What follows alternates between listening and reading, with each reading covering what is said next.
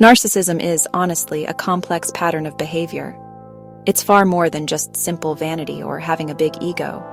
At its core, it's a deep-seated personality style that's marked by an overwhelming need for admiration from others. People with these patterns often have a really powerful sense of entitlement. They genuinely believe they deserve special treatment and, well, that the rules don't apply to them in the same way they apply to everyone else. This isn't just confidence. It's an ingrained belief in their own superiority, and it shapes pretty much every interaction they have. They see the world through a lens that puts them at the center of everything, all the time. At the heart of this pattern is a profound lack of empathy. A person with strong narcissistic traits finds it incredibly difficult, if not downright impossible, to understand or share the feelings of another person. Their emotional world is, honestly, pretty shallow when it comes to connecting with others. They don't really see people as individuals with their own needs and feelings, but more as sources of validation. They need what we call narcissistic supply, when the person with these harmful patterns is a family member, a parent, a sibling, or even a grandparent. The situation gets, honestly, exponentially more complicated. Families are supposed to be our safe harbor, the place where we find unconditional love and support. But when a narcissist is part of that unit, the family can become a source of profound emotional distress and confusion. The rules of love and acceptance that we expect are often twisted or sometimes just absent altogether. Instead, love becomes conditional. In a narcissistic family system, roles are often assigned to family members. There might be a golden child who can do no wrong and is showered with praise. Then there's often a scapegoat who is blamed for all the family's problems. Recognizing narcissistic behavior is honestly key to protecting your mental health. One of the most prominent red flags is a grandiose sense of self-importance. This isn't just healthy self-esteem.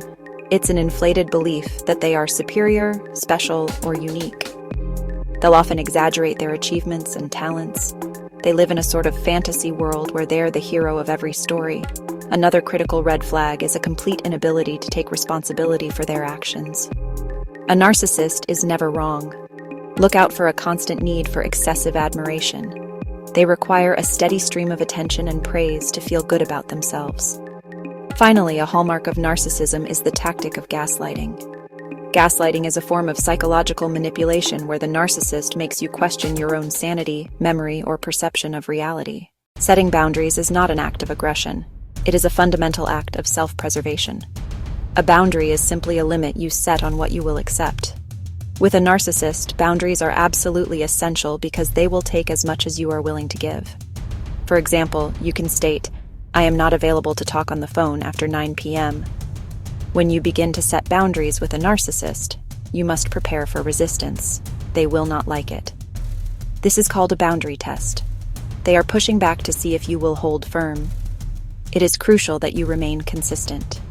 Your boundaries should be clear, simple, and stated calmly. This shifts the power dynamic back to you and protects your emotional space. Remember that setting boundaries is a skill that takes practice. Each time you successfully hold a boundary, you are reinforcing your own self-worth. Sometimes, setting boundaries is not enough.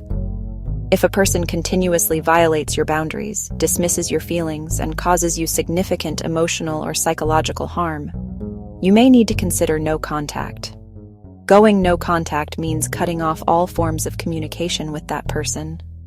It is a drastic step, and honestly, it is often a last resort. However, in cases of severe narcissistic abuse, it can be the only path to safety, healing, and peace of mind. The decision to go no contact is especially agonizing when the narcissist is a parent or another close family member.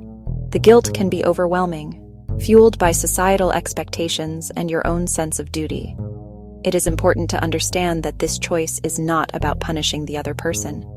It is about protecting yourself from ongoing abuse. When is it time to consider no contact?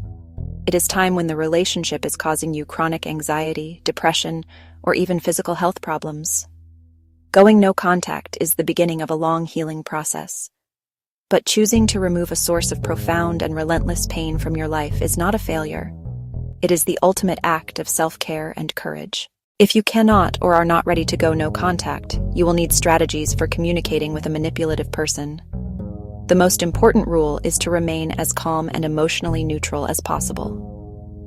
Narcissists thrive on emotional reactions. Your anger, tears, or frustration are a form of narcissistic supply for them. This method is often called the gray rock technique. Be as boring and uninteresting as a gray rock. Stick to the facts. When you are in a conversation that is becoming manipulative, avoid discussing feelings or opinions, as these can be easily twisted. It is also crucial to set firm time limits on your interactions. When the time is up, end the conversation politely but firmly. "I have to go now" is a complete sentence. Limiting your exposure is a form of boundary setting that helps protect your energy. Finally, you must find validation and support outside of that relationship. A narcissist will never give you the validation you seek. Trying to get it from them is like trying to get water from a dry well. Instead, turn to trusted friends, supportive family members, or a professional therapist. These people can reflect your reality back to you, remind you that you are not crazy, and give you the encouragement you need to stay strong. Your support system is your lifeline.